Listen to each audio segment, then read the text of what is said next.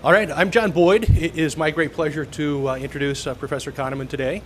And I just want to give you a brief background on his outstanding career. He started in 1954, received his bachelor's in experimental psychology and mathematics from the Hebrew University in Jerusalem.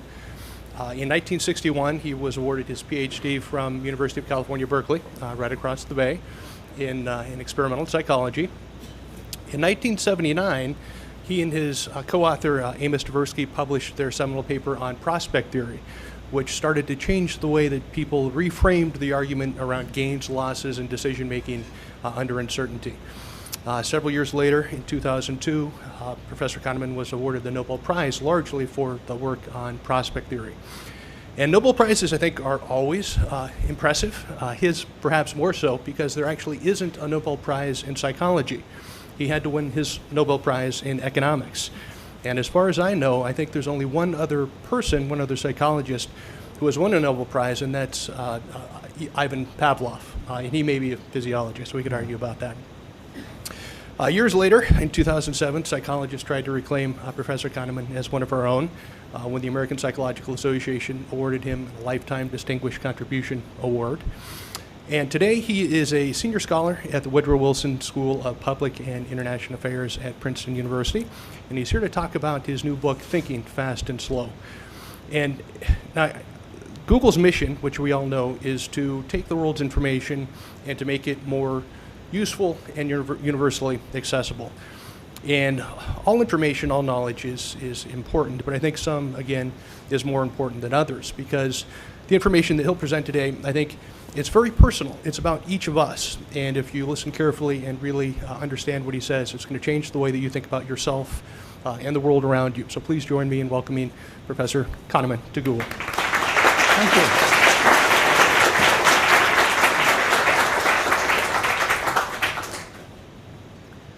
Well, I think intuition has been discussed a lot in recent years, and I'll be talking about intuition. There are two camps in this discussion, naturally. There's the pro and the con. And of course, many people here will have read Malcolm Gladwell's Blink, which, although it's not an unconditional defense of intuition, certainly gave people the impression that sometimes we magically know things without knowing why we know them. Within the discipline of psychology and judgment and decision making, there is a group, and it's headed by a very interesting figure called Gary Klein, who wrote a book that I recommend. It's Sources of Power is the one of his books that I would recommend the most warmly. And they are great believers in expert intuition. On the other side, there are skeptics about intuition in general, and including expert intuition. And I have long been counted as one of the skeptics because my early work with Amos Tversky was about intuitive errors and flaws and biases of intuitive thinking. Today, you find that discussion in many places, and for example, in medicine, among the popular writers, two writers, both of whom write for the New Yorker, Jerome Groopman and Atul Gawande, and they clearly differ. Atul Gawande is in favor of formal systems, very skeptical about human judgment and wanting to improve it all the time. And Jerome Groopman, being, in fact, although he doesn't quite admit it, he really likes good old-fashioned medical intuition.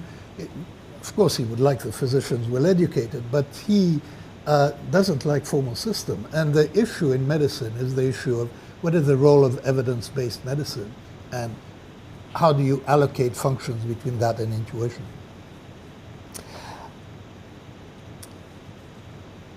The background, actually, part of the background for what I'll talk today is a strange collaboration in which I engaged for about 8 years with Gary Klein, whom I mentioned. So he is the guru of a group of people who really, I wouldn't say they despise what I do, but they certainly don't like what I do, because they think that the emphasis on biases of judgment has drawn an unjustly unfavorable picture of the human mind.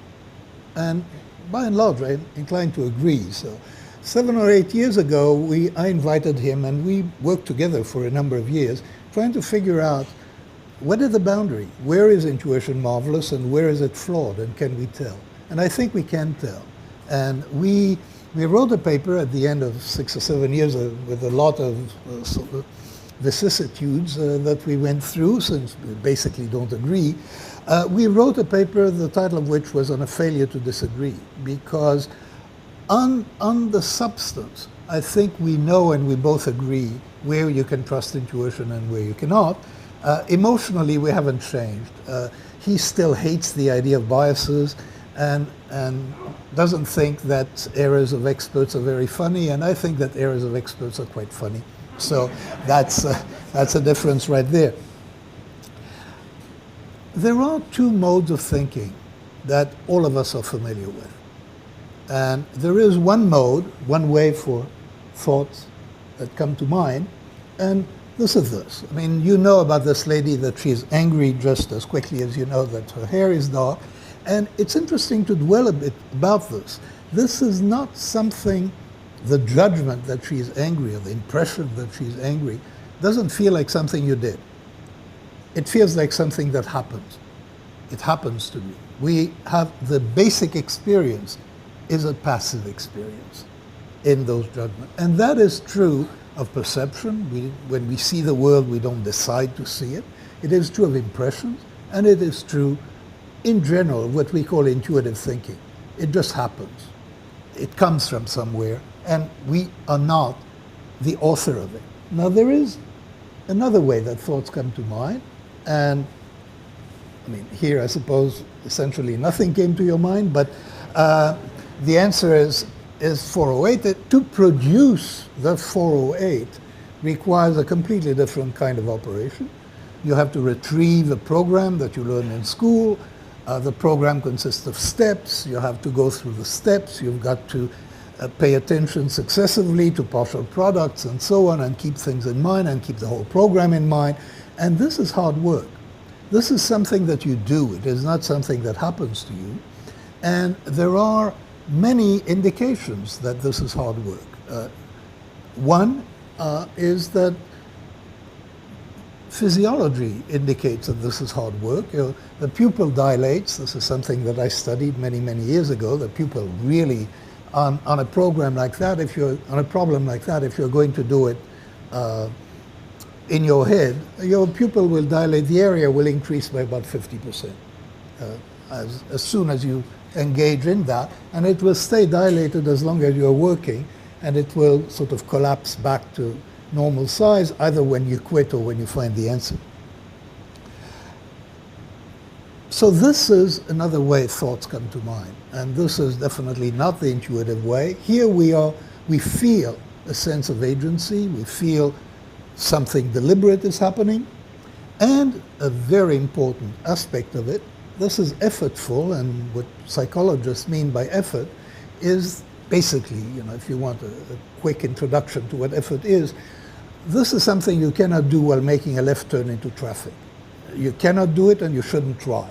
And the reason is that there is limited capacity to exert effort. And if you're engage that capacity or those resources in one task, less is available for another task. Now, there is another function of System 2, and here I'm going to tell you a riddle. Most of you are familiar with it. A bat and a ball together cost $1.10. The bat costs $1 more than the ball. And, of course, how much does the ball cost? How many people know this riddle, by the way? Oh, okay, so it's still usable. The point about this riddle is that the number came to your mind. And the number is 10 cents. And everybody, just, I think, maybe here, maybe there are exceptions, very few exceptions. People confess that the number 10 cents immediately came to mind. Now, it's wrong. I mean, 10 cents and $1.10 is $1.20, so that's not the solution. The solution is 5 cents. But what is interesting here is that at Princeton, at MIT, at Harvard, and I don't know about Stanford or Caltech, but about 50% of students ask this question of undergraduates, say 10 cents. And we learned something very interesting when somebody says 10 cents. We learned that they didn't check. Because if they had checked, they wouldn't say 10 cents. So there is a sense of confidence that people have, that these people in particular have. And it brings us to another function of what I'll call System 2. System 1 is the intuitive one. It performed those automatic and activities, and System 2 is the effortful one, the one that's the deliberate one. And the reason that I classify this as a System 2 operation is that self-control and controlling your attention and deliberate exertion of effort are impaired when by other activities. So if, for example, to give you a trivial example, if somebody is asked to retain 7 digits in their head and is then given a choice between chocolate cake, sinful chocolate cake, and virtuous fruit salad, they are more likely to choose the chocolate cake than they would if they were asked without 7 digits in their head. It takes some effort to control your impulses, even such mild impulses as a preference for chocolate. So, you should be aware of that difference between System 1 operations, the automatic ones, and System 2 operations, the deliberate ones. It comes very clearly when in driving. So driving is a skill, and any skilled activity, a measure of skill, is that things begin to happen automatically. So you can drive and conduct a conversation. You cannot make a left turn into traffic, but by and large, we can drive and talk. So driving is largely automatic. Braking, when there is any sign of danger, braking is completely automatic. That is, you can notice why you're braking, but you first respond, so that the response is immediate, it is fully automatic. Now, in some places, not here, where people drive in snow or ice, they learn about skids. And then occasionally, you'll find yourself as a driver in a skid, and then System 2 will be mobilized, because in a skid, you're not supposed to do anything that comes naturally to you. You shouldn't brake, and you shouldn't steer away from the skid. You should leave the brakes alone and steer into the skid. Completely non-intuitive. Now, when people have a lot of practice with skids, that too becomes automatic. So one thing that we can tell about System 1 and System 2, those two types of operations, is some of the basic innate operations, functions that we have, such as perceiving things, having emotional reactions to things. All this is System 1. We don't choose to do it, it just happens to us. But also, System 1 is where skill is. That is, when we get to be skilled at something, it becomes automatic and it demands fewer resources, and we get to be very good at it. Now, the issue of intuition, and here I'm not sure that, but I suspect that Malcolm Gladwell really did us a disservice by giving that sense that there is a magic to intuition. There really is no magic at all, and we should understand how it works. Intuition, and Herbert Simon, who was a psychologist and an economist and a political scientist and a Nobel laureate, Herbert Simon gave a very good definition of what intuition is. It is simply recognition. There is really no difference between the physician recognizing a disease, a particular disease from a facial expression or something, and a little child learning, pointing to something and saying doggy. The little child has no idea what the clues are, but he just knows this is a dog without knowing why he knows. And once you think about it this way, this really demystifies intuition to a very considerable extent. And it also leads you to a sort of a solution to the problem that Gary Klein and I were trying to solve.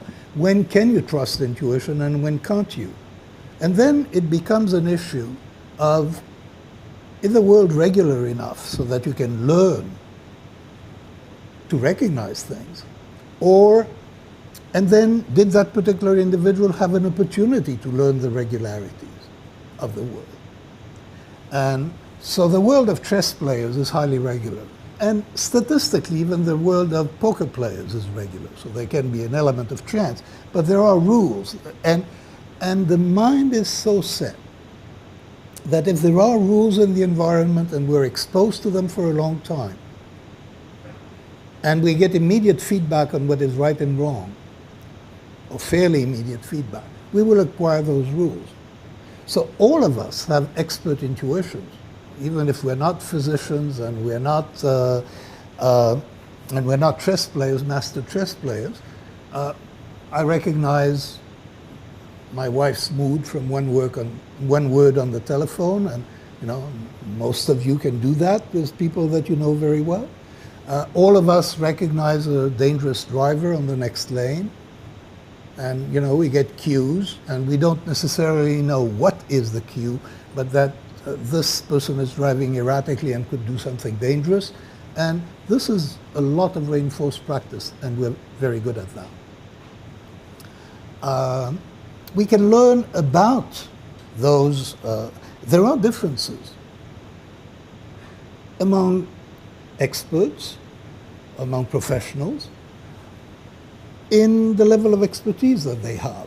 And they depend in the level of intuitive expertise that they can develop. And so, for example, compare anesthesiologists to radiologists. Anesthesiologists get very good feedback and immediate feedback whenever they do anything wrong. They have all those measurements that are in real time, and they get the feedback. Radiologists get really miserable feedback about whether they're right or wrong. So you could expect anesthesiologists to develop intuition much more than you would expect radiologists to develop intuition. And so that is part of the answer about intuitive expertise. We don't need to disagree about that, because we know pretty much when intuitive expertise is likely to develop. And as I said, that means that intuitive expertise is not going to develop in a chaotic universe or in a chaotic world. So for example, I personally do not believe in that stock pickers, people who pick stocks to invest in, can develop intuition, because simply the market takes care of it. There isn't enough regularity in what's going to happen to prices for intuitions to develop. We also know about political forecasters. When they forecast long term, they are really no better than a dart-throwing monkey, and they're certainly not better than the average reader of the New York Times.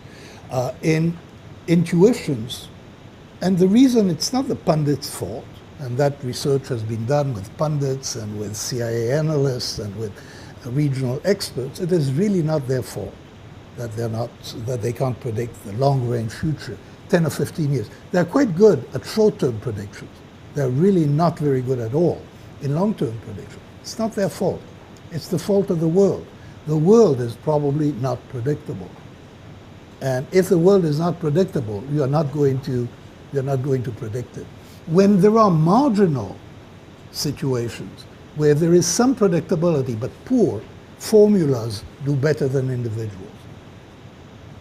That is the domain where formulas beat individuals regularly, is a domain of fairly low predictability. Because when there are weak cues, people are not very good at picking them up and are not good at using them consistently. But formulas can be generated on the basis of experience, and they will do a better job than individual judgment. Okay, now I've introduced you to System 1 and System 2, and I've told you something about skill and about skill in System 1. Now I'd like to point out something, that we sometimes have intuitions, and that applies to political forecasters and to stock pickers and to all of us. We quite frequently have intuitions that are false. And they come to mind, and they are subjectively undistinguishable from expert intuitions. So I'm now talking of people who have intuitions that are not based on expertise. And they come, they're system one, in the sense that they are effortless and automatic. And where do they come from? And that is what I'm going to try to shed some light on in the rest of the talk. So I want to introduce you to system one. And first of all, let me get one thing clear because I might forget. I use system one and system two, those terms. They're very shocking terms in my discipline. You're really not supposed to do that. Because every psychologist gets taught fairly early, you're not supposed to explain what happens in the mind by invoking little agents inside the mind and explain what the mind does by what the little agents do. Those are homunculi, and that's a bad word in psychology. I'm going to use system one and system two absolutely as homunculi. So now, what do I have to say in my defense? First of all, well, I'm warning you, those are fictitious characters. They don't exist. I don't believe that there is such a thing as system one and system two. Don't look for them in the brain because they are not two systems in the brain of which one does one and the other does the other. So why am I using this terrible language? I'm using it because I think that is helpful. It fits the way our minds work. And to explain the background of that decision of why I use system one and system two, I refer you to a very good book that I really recommend because it's, in addition to its being informative, it's very, very entertaining. It's by Joshua Furr, and it's called Moonwalking with Einstein, and it came out earlier this year. And what the book is about, Joshua Furr he's a science writer, and he went to the memory championship of the United States. You might not know there is such a thing, but there is. So people memorize decks of cards and very, very long lists of things and perform feats that we think are completely extraordinary. Joshua Furr decided to find out what happens, and a year later he was actually the champion, the memory champion of the United States. And the book is the story of how he did it. And basically the story, which was known to the Greeks in some form, is that memory is very, very good at some things and terrible at other things. Memory is terrible at remembering lists. We're really not good at remembering lists. Memory is superb at remembering routes through space. That evolution has endowed us with an ability to remember routes and not lists. So now you can trick yourself. If you have a list and you want to remember the list, then you create a mental route and you distribute the items on your list along the route, and then when you want to remember the deck of cards or whatever it is, then you go through your route and you pick out the items one after the other, because that you can do. It turns out that something very similar happens in another context. People are very good thinking about agents. The mind is set really beautifully to think about agents. Agents have traits, agents have behaviors. We understand agents. We form global impressions of their personalities.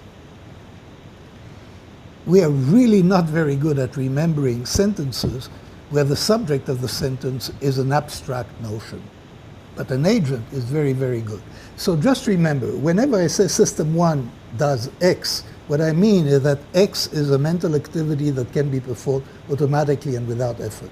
You'll remember a lot more about system one if you think of it as doing things than if you think of those mental activities.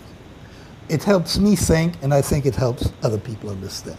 Okay, so let me introduce you to system one. I'll begin with a study, just an extreme case of this. Study was done at the university in the UK, and like in many, the Department of Biology actually, and like many places in the UK, they have a small room, which is a tea room or coffee room, where people can make themselves tea or coffee and get some biscuits, and there is an honesty box, and they pay into the honesty box. And somebody had the bright idea of sticking a poster on right on top of the honesty box and of changing the poster once a week. And so this is week 1, and that's the poster. Okay?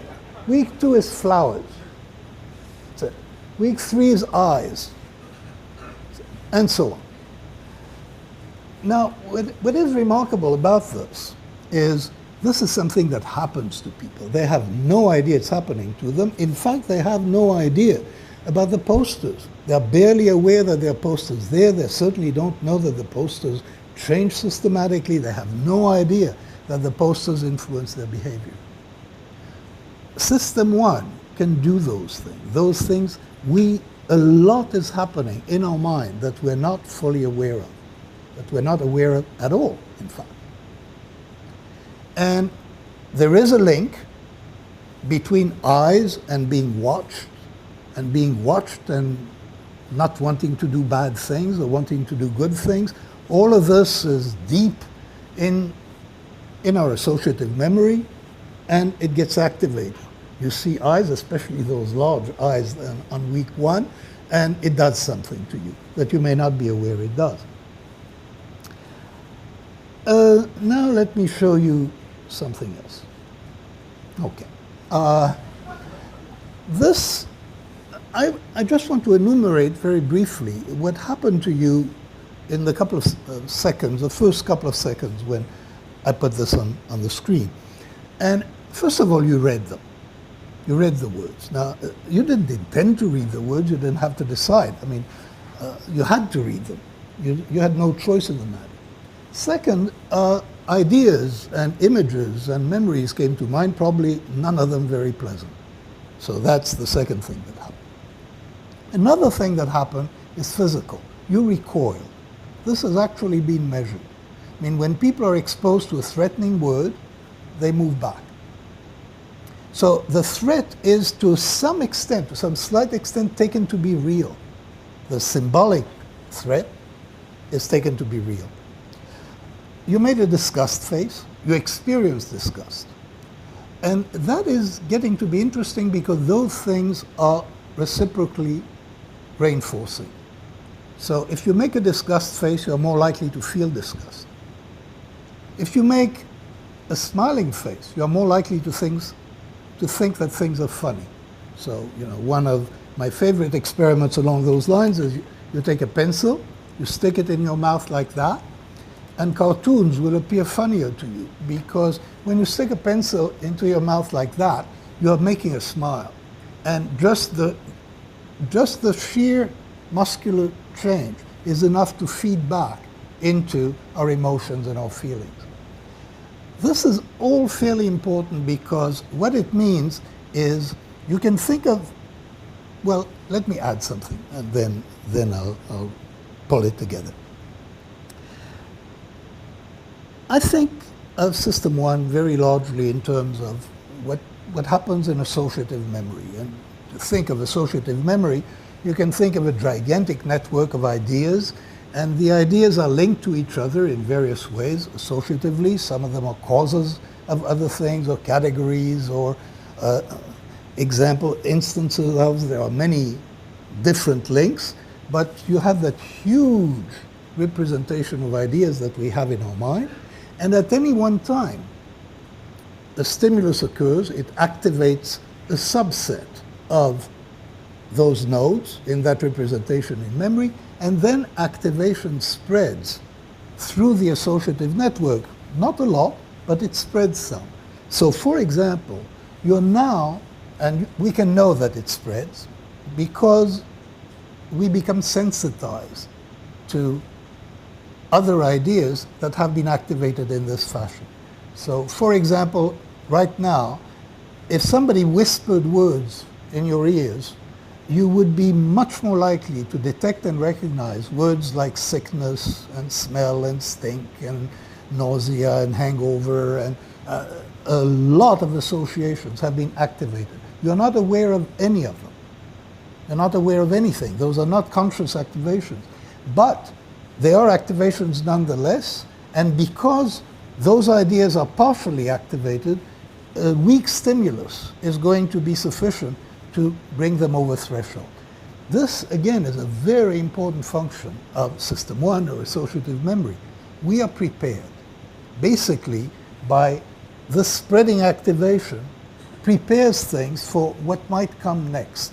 You will be able to recognize and respond to things more easily than before. Then something else happens.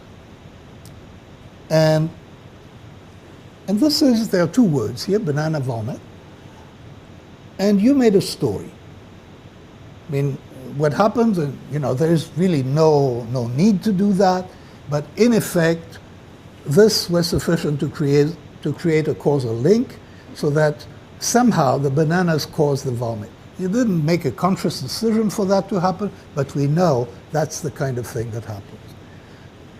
As soon as a stimulus is presented, we look back for causes. The associative machinery looks back and latches on possible causes. Here, it's very simple to find a cause, and this has an effect. So temporarily, you don't like bananas because an association has been created, and that happens because of the causal surge. So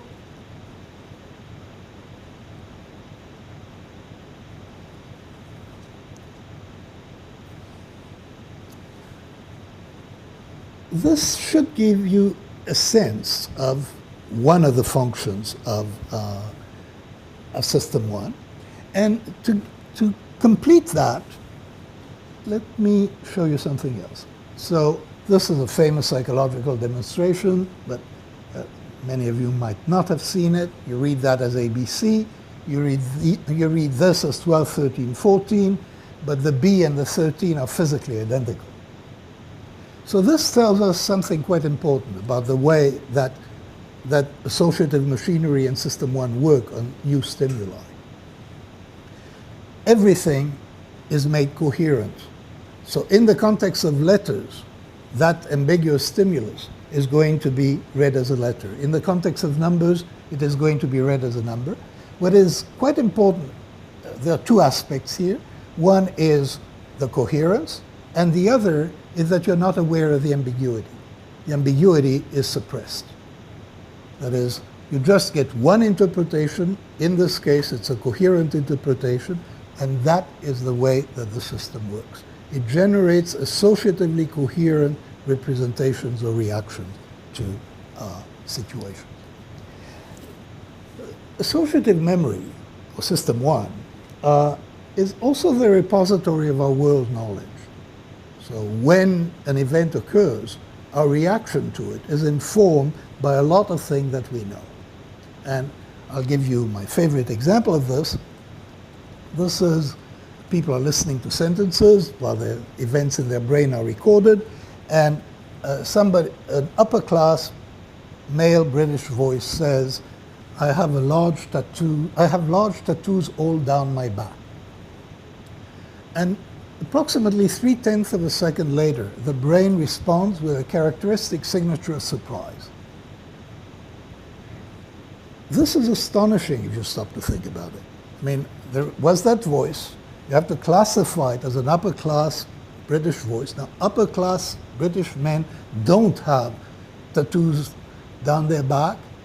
Something is odd, and you get a surprise reaction. You get a mobilization of System 2, because System 2 is the one that pays attention. Surprise calls attention to the event. A male voice saying, I believe I'm pregnant. Of course, same thing. So this system holds our world knowledge and uses our world knowledge to classify situations as normal or abnormal. And it does this at top speed. And it updates very quickly. Well, I'll tell you a story about updating. It updates what it considers normal. Now, this is an anecdote. You're free not to believe me. I believe it because it's a personal experience. We were some years ago on vacation in Australia in a resort. It has all of 40 little villas. And in the evening, we go to have dinner, first evening, and we meet a psychologist from Stanford. oh, you know, surprise, coincidence, and we're very delighted to meet each other. Now, 2 weeks later, we're in a theater in London, and it goes dark, and we watch, and then the lights come back on, and next to me, same guy. Now, the important point is that I was less surprised the second time than the first. Because, oh, John, you know, he's the guy I meet everywhere. I mean, it takes very little time to create what we call a norm. So one event, the second event links back to the first. If I had met anybody else, that is what's impressed me. If I had met anybody else, I would have been more surprised. That's odd. If you think about it statistically, it is crazy. But in fact, it was very clear that, and I wouldn't say that I consciously expect to see John wherever I go, but I, you know, if I'm going to meet someone, I'd be prepared to meet John. Now, I've mentioned something about causal thinking, and I want to give you some sense of how that works. So it's a question, which is more probable, that a mother has blue eyes if her daughter has blue eyes, or that a daughter has blue eyes if her mother has blue eyes. Now, again, as in the bat and ball, there is an intuitive response. And the intuitive response is that it's more probable that a daughter has blue eyes if her mother has blue eyes than the other way around. If you stop to do the math on the assumption that the incidence of blue eyes are the same in the 2 generations, the probabilities are strictly equal. But even before you do the math, your reasoning flows along causal lines. Your thinking flows along causal lines. This happens intuitively. It's not, and one of these feels okay. It feels more coherent, and the coherence that we experience can be turned into a judgment of probability. That is, the confidence that we experience is a judgment of probability. Now, I'm going to skip the other example. Okay.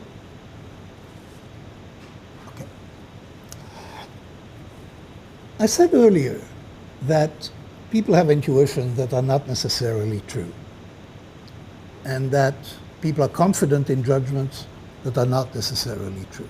And I would like to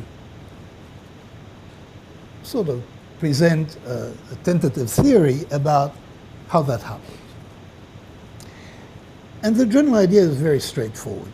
When we're asked a question that we cannot answer, typically, System 1 is going to come up with the answer to a related question that is easier.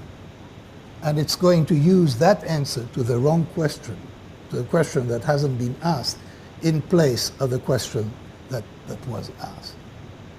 We call that a mechanism of substitution. It's substituting an easier question for a hard one. It happens automatically. People are not aware that it happens. And it is the source of many intuitions that don't come from expertise, and they're much less likely to be correct than the intuition that do come from expertise, but they come with equal confidence, or just about. So there are several mechanisms that take part in this substitution thing, and I'd like to introduce them. One of them, which I call the mental shotgun, is that when you are trying to instruct it to perform an operation, you typically perform other operations as well that are related to it associatively, are related to the target operation, but they are different. And my favorite example is, I'll say words, and you are to judge as quickly as possible whether the words rhyme or not. And the first pair of words is vote note. It's easy. The second pair of questions is vote goat. And vote goat is substantially harder than vote no. Why? Because although nobody asked you to, you spelled. And vote goat, there's a mismatch in spelling, and although they rhyme, at least as I pronounce them, just as well as vote note, you have a conflict, and the conflict slows you down. So typically, we compute more than we intend to compute. And that allows for substitutions to take place. So let me give you an example of a substitution here. The question here would be, which of the three figures is larger on the screen? And the answer is they're equal. All three figures on the screen are of equal size. But it's a very powerful illusion. We see the figure on the right as larger than the figure on the left. And we see it because you cannot help it. Although you were told to think of it as a two-dimensional object, you compute the three-dimensional solution in which the object on the right is in fact larger than the object on the left, and that is what you see. There are many other examples of this general process. Another one I like is, I call that the dating heuristic. Students are asked in a survey, they're asked two questions. One is, how happy are you? And the other is, how many dates did you have last month? And if you ask the questions in that order, the correlation is essentially zero. Turns out that there are many things in life that determine happiness, and dating is not particularly important. You invert the order, so you ask people, how many dates did you have last month, and how happy are you with your life as a whole? Correlation is 0.66. And what has happened, and this is both a heuristic and an example of what I call the focusing illusion, that you have an emotional reaction to, the student has an emotional reaction to the question about number of dates. That emotional reaction is sitting there, then you're asked a related question about happiness, and without knowing that you're doing this, you substitute one for the other. And you can do it with many different questions. Now, it's not that people are confused about what happiness is. They know that happiness is not the same as, satisfaction with the number of dates. It's just that this is the answer that comes to mind to the happiness question. There has been substitution, and you're not aware of it. Now, there is a process that is essential to this, and this is another strange ability of System 1.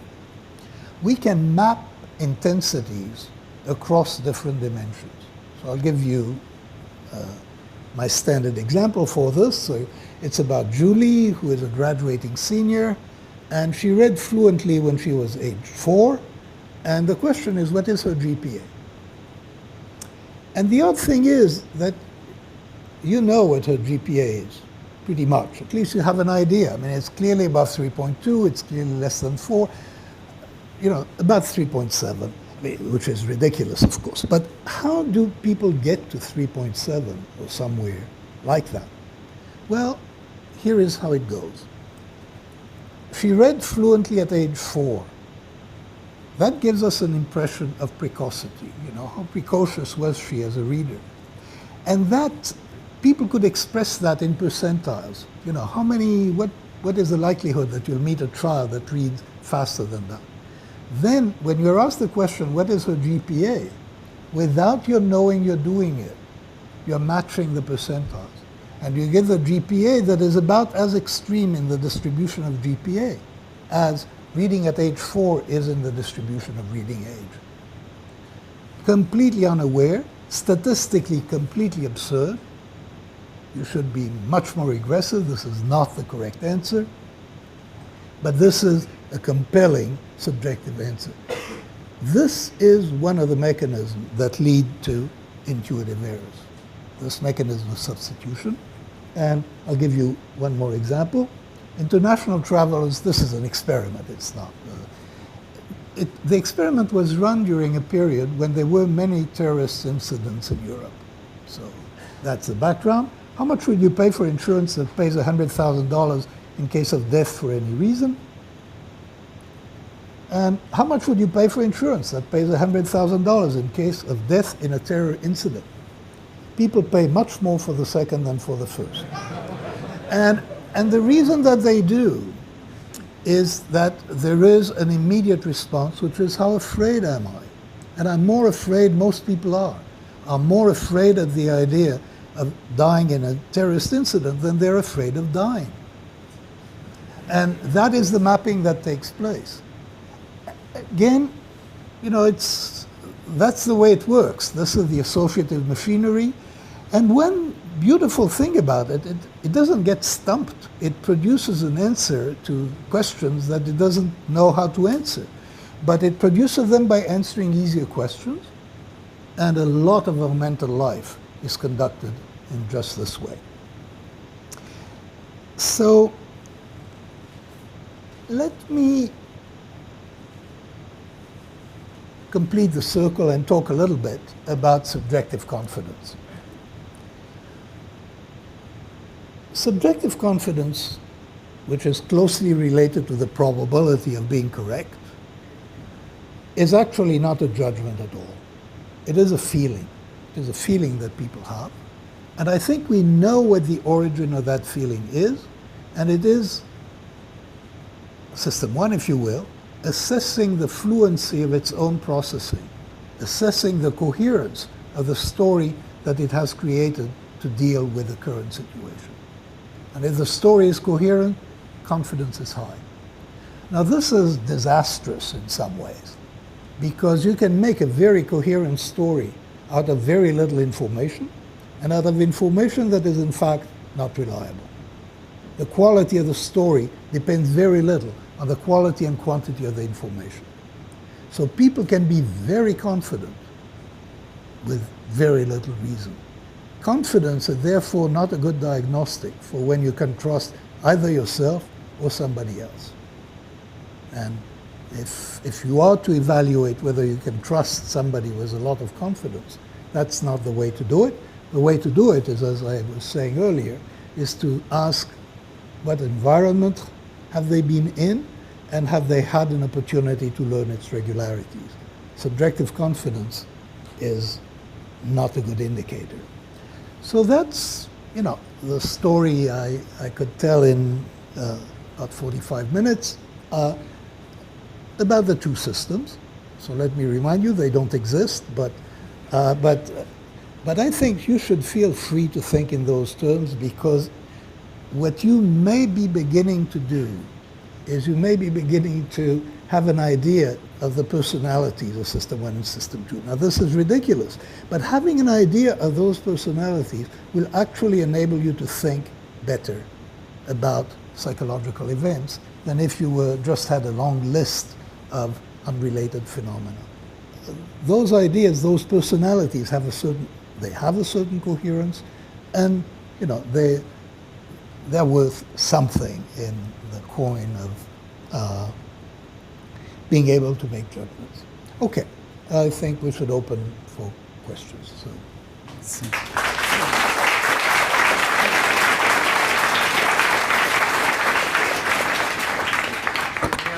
We have the mic up there, and I also have handheld mics if somebody has one for questions. Oh, somebody's got to ask the first question. There. Hey, how fixed or plastic are the System 1 processes? And are there things like mindfulness or other emotional regulation that have any effect? As I have described it, System 1 can be updated in terms of content very readily. So, you know, you can learn in one trial what is normal and what is not normal. What is very difficult to do is to get control over how it works, over the rules of its operation. And so I do not know of a lot of evidence that that System 1 can change unless you have acquired skills, which requires reinforced practice.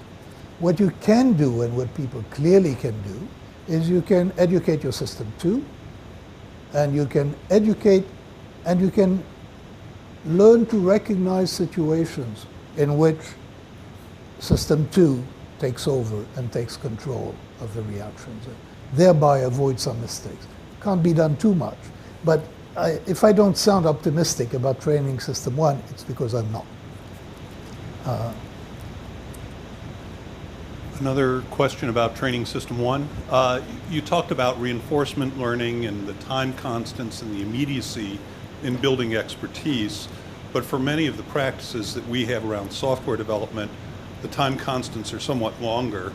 And in particular, you gave a counterexample, which was your Australia-UK visit and the fact that a single incident with John predisposed you to that association. And so I wonder if has there been any testing to see what time constants really play a role here? No, I mean, in terms of updating and learning associations, this is something that we can learn quite quickly. And you can be taught to be afraid of something without anything else happening. So in that sense, system one, associative memory, can be updated. And you can now be developing software expertise. That is a somewhat different story, and it's more like learning how to be a chess master. And that takes a lot of experience, so that and a lot of reinforcement, and it had better be effective reinforcement. Now, in the software thing, the time is to some extent not a big problem, because ultimately you are going to see it all together, the error you made and the correct solution. So time is not a major factor. In learning, how to steer a tanker, that reinforcement is very slow, and it's a lot harder to learn to do that than it is to learn to steer a smaller ship. So this is a pretty broad question, so please take this whichever direction you like. But I was just wondering how these systems come into play and how you see it in media and advertising. And maybe I was thinking of how it's changed over time. Well, it's very clear that advertising is typically addressed to system one. I mean, it doesn't convey information for judgments. It moves your emotions and it creates associations. That's what it is intended to do. And and it's pretty effective. I mean, so a lot of politics is addressed to system one, a lot of political messaging. Are the influences of system one on activities and on, which are really important and we should be thinking about, is pretty frightening. One of my colleagues at Princeton, of my younger colleagues at Princeton, has done studies on the effect of facial characteristics on political preferences. And it's utterly amazing. You take 538 pairs of pictures of the two contestants for each congressional race, and you show those pairs of pictures to Princeton students for 1/10 of a second, and you ask which looks more competent. That predicts 70% of elections. So the impact of system one on the decisions we make, for example, how much to pay to an honesty box, that is something that we're really very rarely aware of, and it's much more than we think.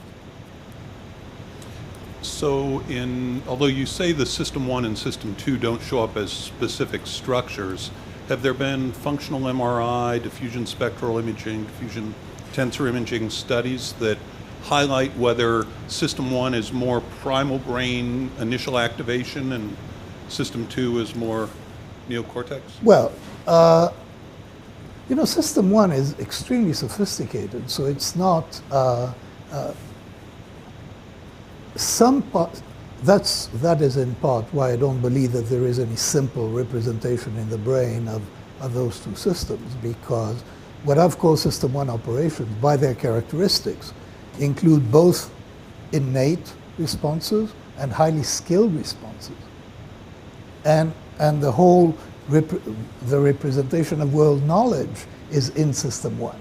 So it's hard to classify one as primitive.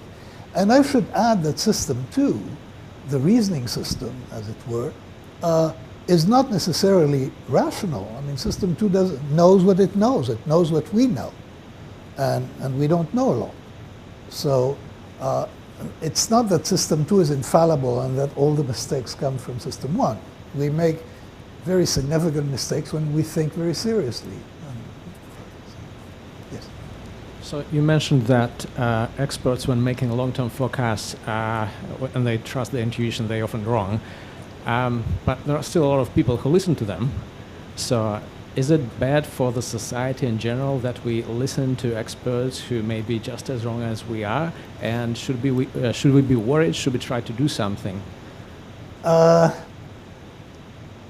think there is a very good reason for the demand for experts. And I was referring to a particular book that you may want to read, or you may want to look for the New Yorker review of that book. It's a book by Phil Tetlock on political judgment, where he studied forecasts in the time range of 10, 15 years of political forecasts. And one of the interesting observations is, who are the people that we like to listen to as pundits? And they are people with very high confidence who think they understand the world. Now, they actually are worse than chance. I mean, they're worse than people who are more hesitant. But we want them, we need them. And so there is a real demand for overconfidence. And, so as you were going through all the slides of the various illusions, by the time you came to the three figures on the screen, I guess I was expecting that, okay, there's something. So even though the figure on the right looked bigger, I looked again and I was like, okay, they're the same. Now, was that system 1 or system 2? well, that is clearly system 2, and that is the way that we can learn to overcome illusions, both visual and cognitive. You still see it as one larger than the other, but you know that when you see a display like that, you shouldn't trust your eyes.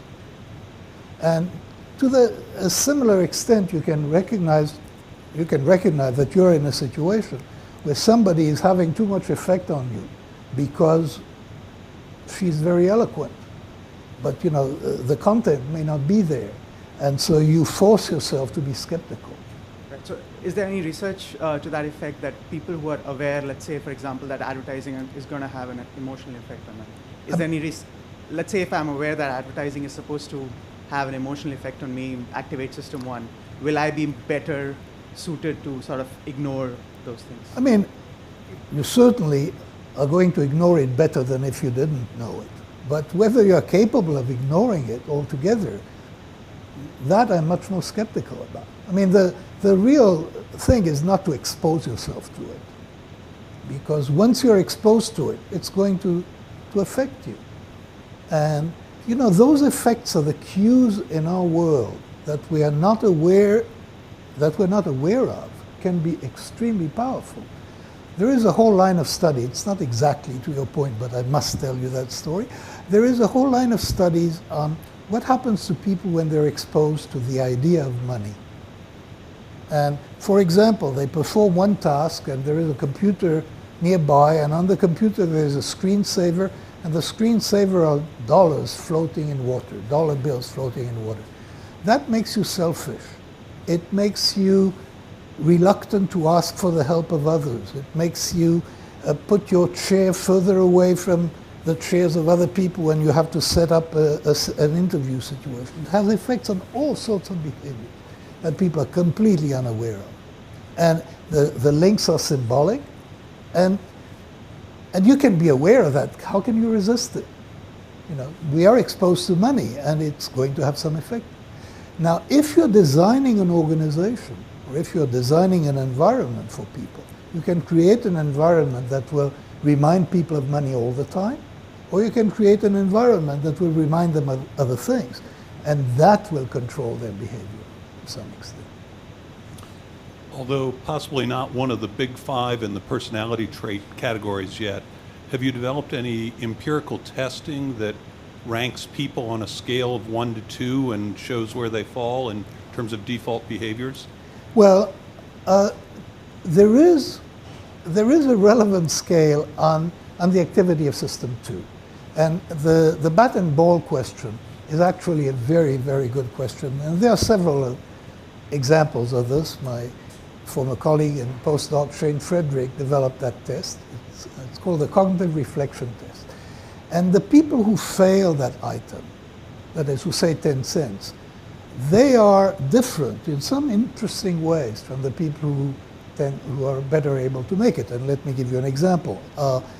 You ask them, you know, a standard Amazon question. So you've ordered a gift for yourself. How much will you pay extra to have it tomorrow rather than the second business day? And the people who fail this item are willing to pay more to get it tomorrow. So there are connections.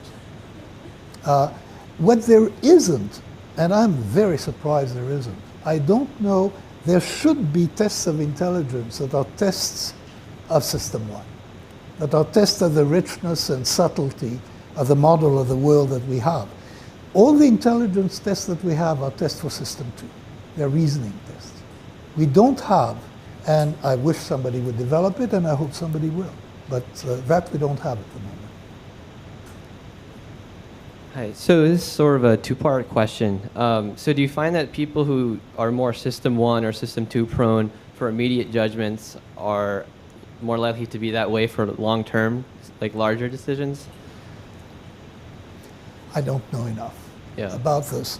We do know that self-control and the general activation of System 2 is an important personality characteristic, and you know, it's present in a rudimentary form at age 4 and has implications. You know, the ability, the test is called the marshmallow test, and you asked a child, you can have 1 marshmallow now, or you can have 2 if you wait 15 minutes. That predicts what they will do 20 years later remarkably well. So, you know, there are things that are quite stable. And then the other part is that have you encountered people who say they have to make a decision and they're aware that their System 1 mind is telling them decision A, their System 2 mind is telling them decision B? Do they, what do people go with? I don't know enough. Yeah. No, I don't know enough. It will be so dependent on circumstances, whether you impose you know, the System 2 judgment. In many cases, really, System 2 just endorses what System 1 suggests. I mean, that's the model that I have. Sometimes you can overturn it. It's hard work.